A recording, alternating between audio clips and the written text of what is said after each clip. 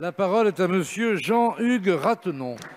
Monsieur le Premier ministre, votre gouvernement persiste dans une réforme qui va pénaliser tous les Français sans exception. Personne n'est dupe et personne n'en veut. Vous avez trafiqué les documents destinés à la clarté des débats et par la même occasion, le Conseil d'État a émis de sévères critiques.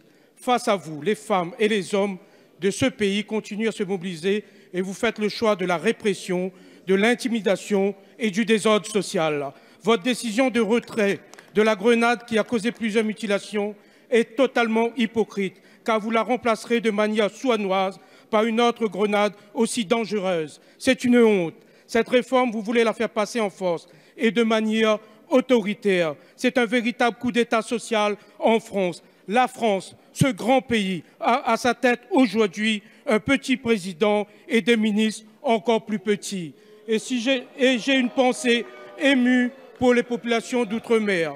En effet, vous n'hésitez pas et de manière excessive à contourner la Constitution en proposant au Parlement de légiférer uniquement par ordonnance sur cette réforme en outre-mer, alors que se posent des questions légitimes dans nos territoires où les carrières complètes sont extrêmement rares par la faute du chômage de masse et où nos planteurs de canne, par exemple, gagnent en moyenne 330 € de retraite. Avec vos ordonnances, quel sort allez-vous les réserver? Vous méprisez les parlementaires d'outre-mer et par la même occasion tous les peuples d'outre-mer.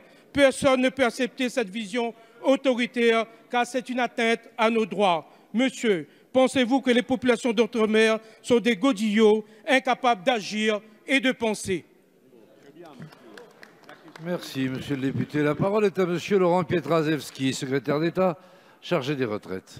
Oui, merci Monsieur le Président, Mesdames, Messieurs les députés, Monsieur le député Jean-Luc Ratenon.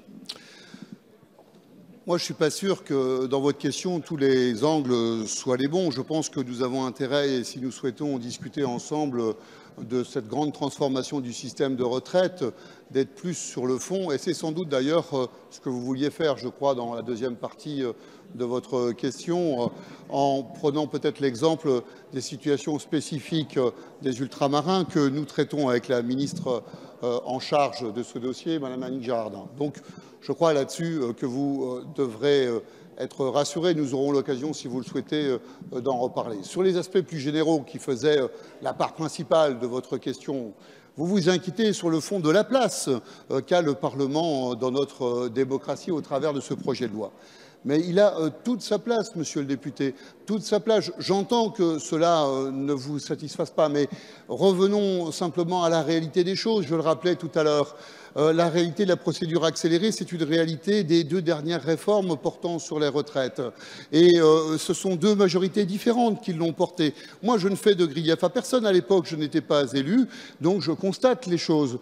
Que pouvons-nous dire encore? Il y a des ordonnances, vous le savez, nous l'avons dit. Je crois que sur le fond, de votre côté, on y est plutôt sensible à cette place que nous voulons laisser au dialogue, à la construction, aux échanges qui permettront de trouver des chemins de convergence sectorielle pour amener tout le monde dans le système universel. Et puis ce système universel, monsieur le député Raton, moi je voudrais quand même qu'on se dise ensemble, et je crois que nous pourrions en être d'accord, que sur le fond, la volonté du gouvernement et l'objectif de ce projet, c'est de permettre aux 40% des retraités les plus modestes, les plus vulnérables, ceux qui ont moins de 1 400 € par mois, d'être les grands gagnants de cette réforme.